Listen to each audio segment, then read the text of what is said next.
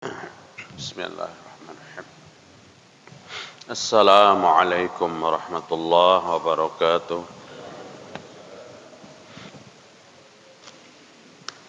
Alhamdulillahi rabbil alamin.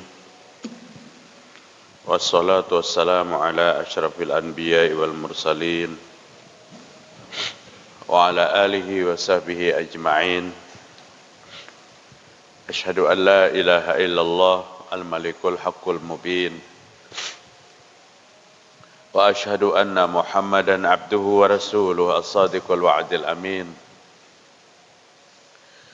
Ya ayyuhalladzina amanu taqullaha haqqa tuqatih wa la tamutunna illa wa antum muslimun. Ya ayyuhan nasu taqu rabbakumul ladzi khalaqakum min nafsin wahidah wa khalaqa minha zawjaha wa bassa minhuma rijalan katsiran wa nisaa'a wattaqullaha alladzi tasaaluna bihi wal arham innallaha kana 'alaikum raqiba. Fa inna asdaqal hadithi kitabullah wa khairal huda huda Muhammad sallallahu alaihi wasallam wa syarral umuri muhdatsatuha wa kullu muhdatsatin bid'ah wa kullu bid'atin dhalalah wa kullu dhalalatin finnar. Alhamdulillah, mari kita bersyukur kepada Allah Subhanahu wa taala pada pagi hari ini, subuh Isnin 9 Rabiul Awal 1442 Hijriah, bertepatan dengan tanggal 26 Oktober 2020. Alhamdulillah kita sehat walafiat semuanya. Dan yang sangat kita syukuri dan tidak henti-hentinya kita untuk bersyukur, Allah telah memberikan hidayah kepada kita di pagi ini. Allah telah berikan taufiknya kepada kita di pagi ini, sehingga kita baru saja menyelesaikan salat subuh berjamaah. Nikmat yang tidak pernah bisa kita ukur dengan harta apapun dan kehidupan apapun. Kerugian yang tidak pernah kita bisa ukur dengan apapun manakala tidak bangun pada pagi ini, manakala tidak melaksanakan salat subuh pada pagi ini. Bahkan Rasulullah sallallahu alaihi wasallam mengatakan, orang yang sudah mendengar azan kemudian meneruskan tidurnya sampai lewat waktu subuh, maka telinganya dikencingi oleh syaitan. Yang namanya kencing tuh kencing siapapun lawan kita kada suka. Apalagi yang mengencingi itu musuh kebebuyutan kita, syaitan yang mengencingi kita. Nah, kita bersyukur kepada Allah Ta'ala. Kita berharap mudah-mudahan segala amal ibadah yang kita kerjakan dan kita menyadari penuh kekurangan dan ketidaksempurnaan, tapi Allah mudah-mudahan menerima segala amal ibadah kita. Bapak-bapak, ibu-ibu rahimakumullah, ta'lim pagi ini ulun ingin sampaikan satu ayat di dalam Al-Qur'anul Karim. Al-Maidah ayat 91. A'udzu billahi minasyaitonir rajim. Innama yuridus syaitan ayyuqi'a bainakumul adawata wal baghdha'a bil khamri wal maisir wa yasuddakum an dzikrillah wa 'anis shalah fahal antum muntahun, kata Allah Ta'ala. Sesungguhnya setan itu bermaksud untuk apa? Hendak menciptakan permusuhan, hendak menimbulkan di antara kamu permusuhan dan kebencian. Manakala manusia saling bermusuhan, manakala manusia saling membenci dan menyebarkan kebencian, maka jelas menurut ayat ini, orang itu telah dikendalikan oleh syaitan. Syaitan bermaksud menanamkan kebencian dan permusuhan di antara kalian. Lebih-lebih Allah katakan bil khamri wal maisir. Kebencian dan permusuhan itu tercipta dengan dua kemaksiatan besar. Apa dua kemaksiatan besar itu? Pertama khamar dan kedua judi. Khamar judi ini dua kemaksiatan yang hampir sulit untuk dipisahkan. Khamar, satu kemaksiatan yang turun-temurun terjadi sejak zaman jahiliyah. Tapi di zaman Rasul sallallahu alaihi wasallam, zaman para sahabat, Allah menurunkan larangan tentang khamar ini dengan beberapa periode, beberapa fase. Salah satu di antaranya innamal khamru wal maisir wal ansab wal azlam rijzum min amali syaitan fajtanibu. Para sahabat yang kecanduan miras waktu itu selesai.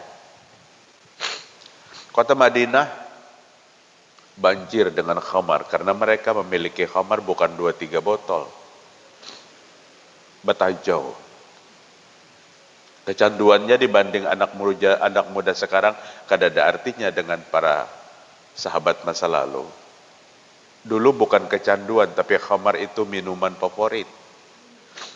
Pada kajian yang terdahulu, maaf terulang-ulang, tapi memang agama itu berulang-ulang. Pada kajian terdahulu, ulun sudah sampaikan. Sampai sholat aja, Ali bin Abi Thalib tersalah baca. Kenapa jadi tersalah baca? Karena mabuk. Abdurrahman bin Auf mengumpulkan sahabat untuk makan bersama. Dia orang kaya. Sahabat yang lain semuanya datang makan, termasuk Ali bin Abi Thalib. Sebagai minuman favorit disuguhi minuman keras setelah itu. Semuanya minum. Dan apa yang terjadi? Semuanya mabuk. Waktu sholat sampai Ali ditunjuk untuk menjadi imam sholat. Ali bin Abi Thalib membaca surah Al-Kafirun. Qul ya ayyuhal kafirun la a'budu ma ta'budun. Seharusnya sambungannya wala antum abiduna ma a'bud. Tapi kuliahnya versi Ali yang sedang mabuk. Qul ya ayyuhal kafirun la a'budu ma ta'budun wa nahnu na'budu ma ta'budun. Katakan hai orang kafir, la a'budu ma ta'budun. La a'budu ma ta'budun. Kami tidak menyembah agama yang kamu sembah. Wa nahnu na'budu ma ta'budun. Tetapi kami akan menyembah agama yang kamu sembah. Terpulintir bacaannya. Turun surah An-Nisa waktu itu. Wala taqrabus shalah wa antum sukara. Jangan sholat apabila mabuk. Ampih minuman, tapi malam tetap minum. Apabila ada waktu nang kada jauh dengan waktu salat, minum. Terakhir puncak larangan, pahal antum muntahun. Maka puncaknya larangan, innamal khamru wal maisir wal ansab wal azlam rizqun min amali syaitan fajtanibu. Wah, itu. Ujar Allah, khamar minuman keras, judi, berkorban di hadapan berhala. Hari ini kan ada lagi pang berhalanya. Cuma ada korban itu mirip-mirip seperti di hadapan berhala. Seseorang yang tidak mau menyembelih hewan sesembelihannya kecuali di dekat-dekat tertentu yang dianggap diberhalakan. Bukan berhala. Kemudian undi-undian dengan anak panah. Semua ini adalah perbuatan syaitan, kata Allah. Jauhi. Imbah ujar Allah, jauhi fajtanibu. Maka mereka masing-masing mendatangi tempat penyimpanan khamarnya. Penyimpanan mirasnya. Nang betajau-tajau itu ditumpahkannya. Sehingga menurut riwayat, Madinah jalan-jalan dan gang-gang banjir dengan khamar. Cepatnya itu berubah tenang. Cepatnya berubah. Dengan apa berubah? Dengan Al-Quran. Mungkin Allah menggambarkan di dalam surah Al-Anfal, wa idza tuliyat alaihim ayatuhu zadatuhum imana. Apabila dibacakan ayat Allah, iman bertambah. Ini beberapa kali terjadi kepada sahabat. Asik dengan larangan, turun ayat Allah, stop. Ini kehidupan orang yang beriman. Karena Allah mengatakan, ulaika humul mu'minuna haqqan. Ada wayah ini biar dipukulakan Al-Quran ke muhanya, kada mau ampih juga. Itu. Kada ampih juga. Urusan kecanduannya luar biasa, jauh-jauh kecanduan orang masa lalu. Sebotol bagi 3, uyuh benar. Dibanding masa lalu. Tapi kita bukan memotivasi supaya banyak menukar, kada. Masa lalu itu cepat berubah, hari ini lambat berubahnya. Lambat berubahnya. Kadang-kadang maaf, berubahnya itu sudah usia tua. Syukur alhamdulillah ada perubahan. Tapi yang membuat khawatir kita, sampai kada umur kita ini tua. Sampai kada umur kita ini tua. Seseorang yang minum khamar, kata Nabi, maka sholatnya kada diterima selama 40 hari. Sudah kada tapi sholat, 40 hari kada diterima. Seseorang yang minum khamar dan khamar itu masih ada di dalam lambungnya, kemudian mati, maka matinya itu dijamin. Dijamin kemana ya? Dijamin ke neraka. Nauzubillah min dzalik. Nah, setan menanamkan kebencian dan permusuhan. Di dalam mana? Di dalam khamar dan judi. Kemudian setan menghalangi manusia untuk mengingat Allah Ta'ala. Nang menghalangi kita tuh setan. Membius kita supaya tidak tertarik dengan kebaikan, itu semuanya dari setan. Setan yang menghalangi seperti itu. Maka Nabi Muhammad sallallahu alaihi wasallam mengajarkan kepada kita banyak sekali hadis-hadis sahih agar kita tidak mengikuti ajakan-ajakan setan. Agar kita tidak satu selera dengan setan. Manakala seseorang itu satu selera dengan setan, berarti kada satu selera dengan Nabi Muhammad sallallahu alaihi wasallam. Seseorang satu selera dengan Nabi, berarti dia tidak satu selera dengan setan. Ajaran Islam yang dibawa oleh Rasul menghancurkan Islam yang dibawa oleh setan. Menghancurkan Islam yang dibawa oleh setan.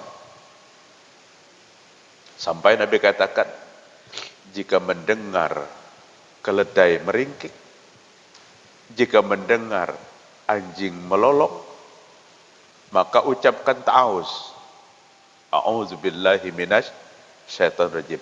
Karena di waktu keledai meringkik dan anjing melolong itu ada setan. Cepat minta perlindungan kepada Allah Ta'ala. Cepat. Jangan kamu menguap, dalam hadis yang sahih. Kawalah menangani menguap, kada kawa. Tapi nang Nabi tangan larang itu, jangan menguap diakhiri dengan ucapan. Biasanya tuh menguap keuyuhan, Pak. Contoh, jangan kan menguap. Kejarnya. Iza tasa'ab, pokoknya apabila menguap, kemudian ada kata-kata sebenarnya kan tapi bermakna kata-kata yang di belakang menguap tuh. Maka dhahika syaitan. Setan terkekeh tertawa. Oleh setan dianggap lucu. Nabi melarang, jangan buat setan itu senang. Artinya, ayunya menguap, tapi jangan berbunyi. Jangan berbunyi. Dan tutuplah tangan apabila menguap. Tutup mulut lawan tangan.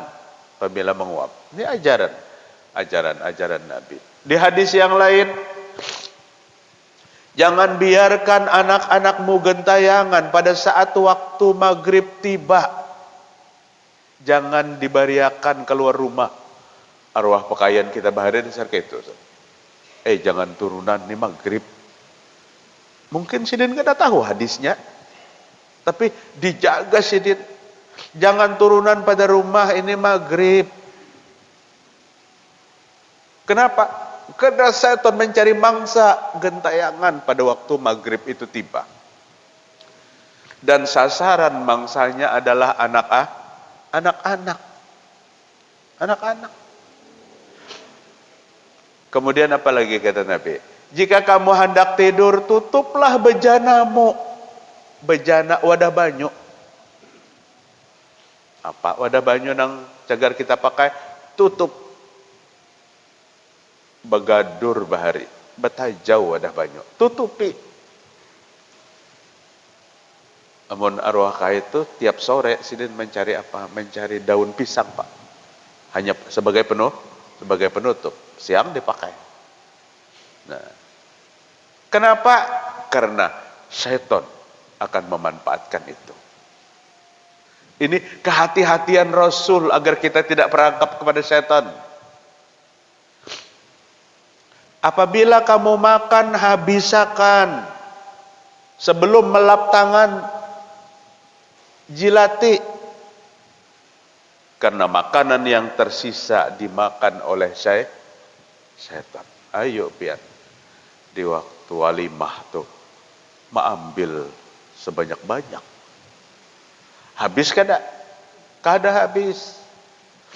Di mana syaitannya kelihatan? Memang kita kada kau melihat. Setan itu makhluk nang kada kau dilihat lawan kita. Tapi inya melihat lawan kita. Apabila hendak masuk ke dalam rumah, maka ucapkan basmalah sebelum assalamualaikum. Kenapa? Karena setan kada kau masuk ke rumah kita. Ternyata perjalanan kita yang jauh, perjalanan kita yang dekat keluar rumah, hendak bulik tuh kita diiringi oleh setan. Kemudian masuk ke dalam rumah tanpa basmalah, tanpa mengucapkan salam, setan berdahulu masuk ke rumah kita. Lebih-lebih jika masuknya kita membawa kepada kebencian dengan ahli rumah kita. Datang tuh santai aja. Cuman karena datangnya kemalaman, nang di rumah teguring. Lawang diketuk kada bangun-bangun, bel dipincik, baterainya habis. Jadi kan mendengar di rumah, sampai nang kayak orang membongkar lawang. Tetangga 2-3 buah mendengar buk. Ini sudah bemamai nih, sumpah serapah nih. Nah, syaitan bertepuk tangan. Begitu nang bini membuka pintu, kurang ngajar kada bertelinga kah? Amun sidin mendengar pasti dibukai, laki nang datang. Ini syaitan cepat masuk. Apabila hendak minum, hendak makan, bacalah basmalah. Karena minuman dan makanan yang dibaca tanpa basmalah, pada hakikatnya kita bersama syaitan. Hari-hari berjamaah lawan syaitan makan. Kada merasa kita. Karena kada terbiasa dengan sunnah. Apabila meminum, peganglah tangan minuman dengan tangan kanan. Dan mulailah meminumnya dengan basmalah. Karena yang suka makan dan minum dengan tangan kiri adalah syaitan. Banyaknya Nabi mengajarkan tuh lawan kita. Apabila memakan jangan dengan 2 jari. Makanlah dengan 3 jari. Makanan di Arab yang sangat populer apa Pak? Kurma. Berpeluang nih mengambil kurma tuh 2 jari. Karena apa? Bigiannya halus. Nah. Jangan makan dengan 2 jari kata Nabi Ibn Abbas. Makanlah dengan 3 3 jari. Itu sampai kepada kita hari ini hadisnya. Karena nang memakan dengan 2 jari ini adalah syaitan. Auzubillahi min dzalik. Ambil lawan 3 jari makan. Oh tapi kurma nang diambil. Iya kurma. Kacang goreng. Mun kacang goreng itu bukan kayak ini. Biasanya diluruk ke tangan dulu. Diluruk ke tangan. Nang saling banyakan tuh kap dimakannya. Ini supaya kita tidak terperangkap kepada pengaruh-pengaruh syaitan, karena syaitan itu adalah musuh kita. Tapi Allah Ta'ala katakan kepada kita dalam Az-Zuhruf 36-37, siapa yang didatangi syaitan itu? Wa may yushaqiqir rasul min ba'di ma tabayyan, bukan. Wa may ya'shu an dzikrir rahman nuqayyid lahu syaitanan fahuwa lahu qarin wa innahum la yasuddunahum 'anis sabil wa yahsabuna annahum muhtadun. Kata Allah Ta'ala 36-37 Az-Zuhruf. Siapa yang berpaling dari pelajaran Allah yang Maha Rahman? Siapa yang berpaling dari pelajaran Allah? Pelajaran Allah itu apa, Pak? 57 surah Yunus. Ya ayyuhan nasu qad ja'atkum mau'izah. Itu pelajaran Allah Ta'ala. Wahai manusia, telah datang kepadamu pelajaran. Sepakat ulama tafsir, pelajaran di sini adalah Al-Qur'an. Telah datang Al-Quran sebagai pelajaran. Al-Qamar 4 kali Allah menyebutkan. Walaqad yassarnal Qur'ana lidzikri fahal min muddakir. Dalam satu surah itu 4 kali. Kami mudahkan Al-Quran untuk sebagai pelajaran. Siapa yang mau mengambil pelajaran kepada Al-Quran ini, kata Allah Ta'ala.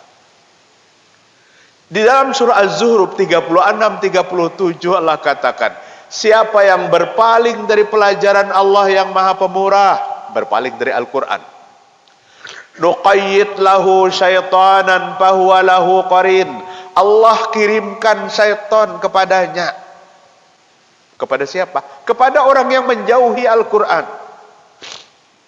Berpuluh tahun bacaan favorit itu Al-Quran.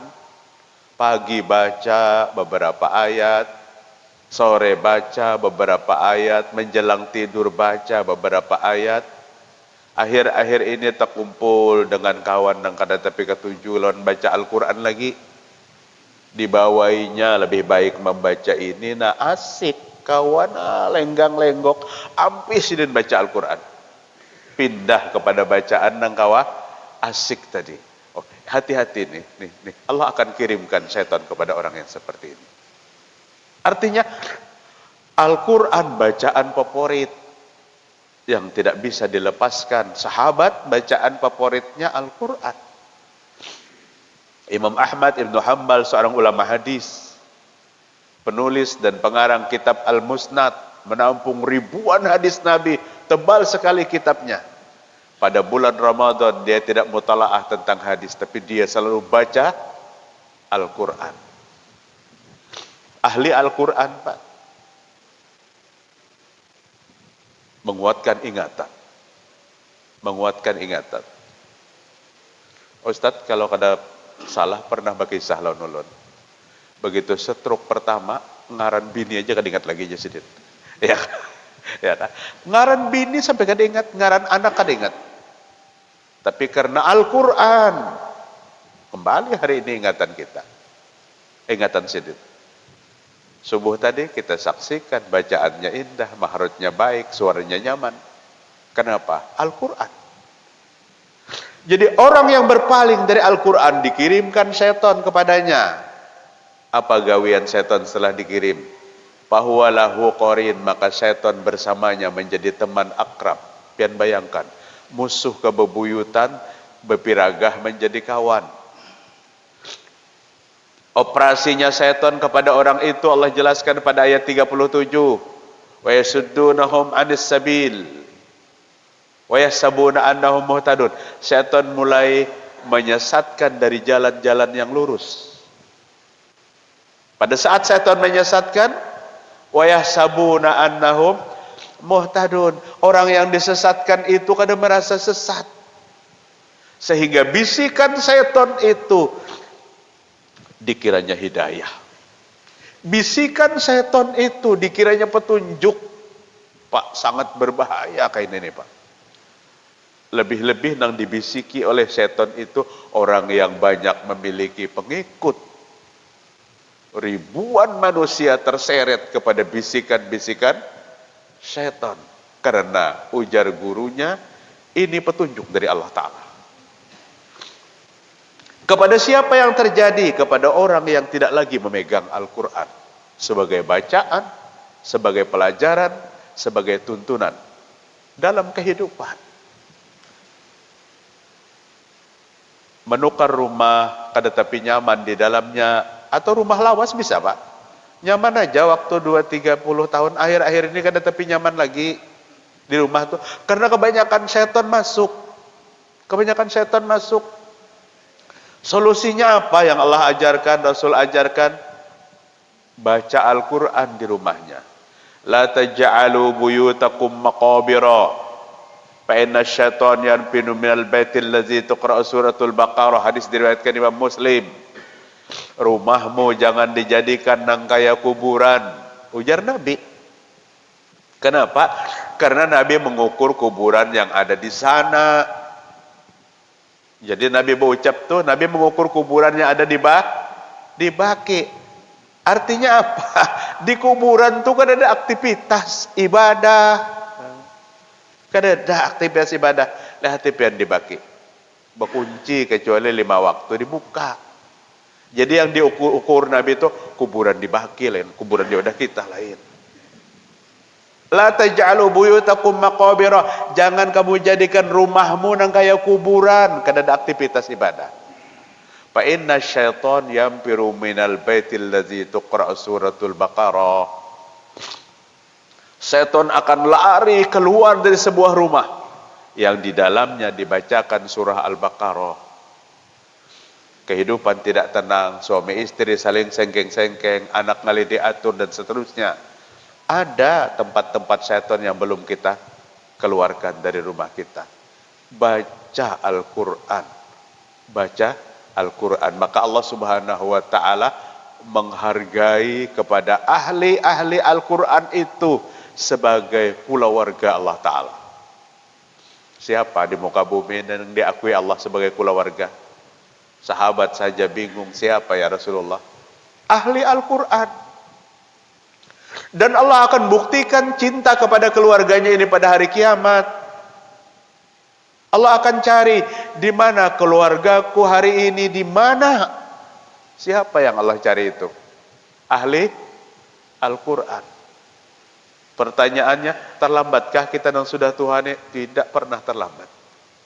Yuk kita mulai hari ini ganti bicara kita yang terlalu banyak yang tidak bermanfaat dengan kalamullah, dengan Al-Quranul Karim. Nabi berkata kepada sahabatnya, bersihkan jalan-jalan Al-Quran. Bersihkan jalan-jalan Al-Quran. Wa ma tariqal Quran ya Rasulullah. Jalan Al-Quran itu apa wahai Rasul? Sahabat. Jalan Al-Quran itu adalah tenggorokan dan mulutmu. Bagaimana membersihkannya wahai Rasul? Rancaki besiwak, disikat.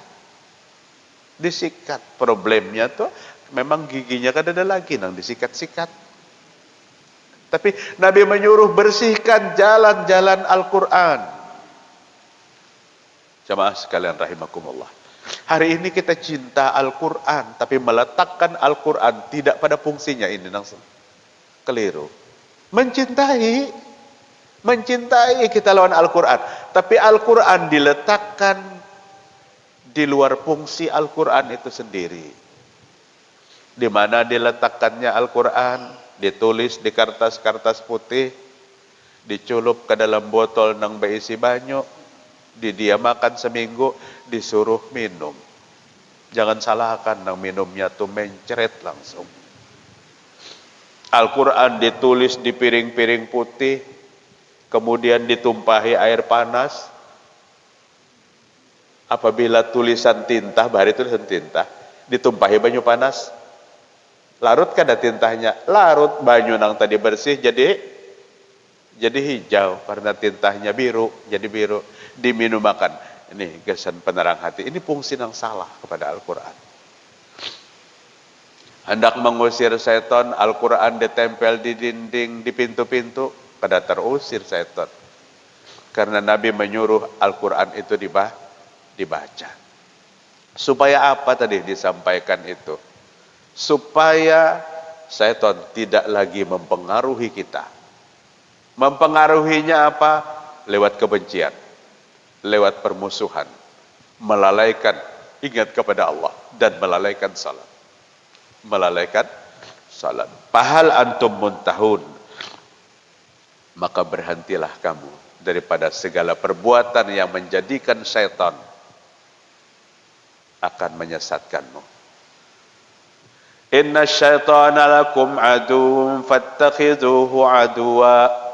Allahu Akbar. Syaitan itu musuhmu, kata Allah Ta'ala. Maka anggap bujur-bujur syaitan itu musuh. Hari ini kan dikawaninya. Syaitan itu kada dianggap musuh. Syaitan dianggap teman. Ada nang hakun belampah berbulan-bulan di tempat-tempat angker untuk mendapatkan apa? Mendapatkan bisikan-bisikan. Sekali keluar dari pelampahannya, Bapak dah dapat wahyu. Wahyu di mana? Itu dari syaitan. Dari syaitan. Berbeda dengan orang yang Allah tepatkan kita sedang beribadah pada malam Lailatul Qadar. Maka itu betul-betul dari Allah Ta'ala. Tapi belampah-lampah nang kada jelas, itu bukan dari Allah, itu dari syaitan. Jemaah sekalian rahimakumullah. Penutup ulun ingin sampaikan. Apalagi yang membuat manusia itu bermusuhan.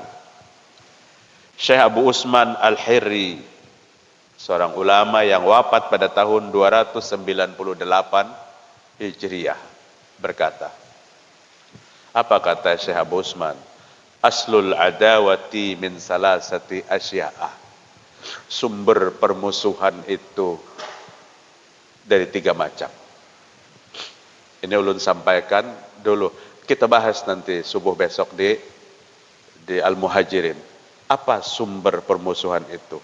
Yang pertama, at-tama'u bil mal. Rakusnya manusia terhadap harta. Berabut mencari harta bisa bermusuhan. Jangan pun orang lain. Badang sanak bisa kedapat teguran, Pak. Karena rakus terhadap harta. Yang kedua, wattama'u fil ikramin nas. Tamak terhadap pujian. Tamak terhadap apa? Biar pujian. Ini bisa menjadikan permusuhan. Dan yang ketiga, wattama'u fi qabulin nas. Ambisi supaya diterima oleh semua manusia. Padahal kata Imam Syafi'i, tidak ada di muka bumi ini orang yang disetujui oleh 100% manusia. Apabila ada orang yang setuju, pasti ada nang kada setuju. Maka nang kada setuju ini kadang-kadang dimanfaatkannya untuk menjadi setuju dengan berpaksaan, maka terjadi perselisihan. Di sini bisa lewat riswah, lewat sogok dan macam sebagainya. Ya, kita menyongsong pilkada, kita sambut dengan baik pilkada ini. Mudah-mudahan kita menghasilkan pemimpin yang terbaik. Tapi kalau ingin pemimpin yang terbaik, kita sebagai umat manusia, rakyat yang memilih, harus berpikiran yang baik. Berpikiran yang baik apa? Jangan mau riswah, jangan mau disogok. Oh, duitnya aja Bang Ustadz diambil, jangan dicucuk. Salah jua. Sidin menjulungi 200.000 tuh ada harapan supaya Sidin dipilih. Jadi duitnya jangan diambil juga. Insya Allah kalau kita menjaga itu, Allah akan berikan rezeki di tempat lain yang lebih besar daripada kita, daripada yang kita lakukan itu. Jika riswah, sogok menyogok tidak pernah selesai, kita tidak akan mendapatkan pemimpin yang terbaik. Maka kita wajib ada umaroh yang memimpin kita. Wajib ada umaroh yang memimpin kita. Mudah-mudahan bermanfaat apa yang ulun sampaikan. Subhanakallahumma wa bihamdika asyhadu an la ilaha illa anta astaghfiruka wa atubu ilaik. Assalamualaikum warahmatullahi wabarakatuh.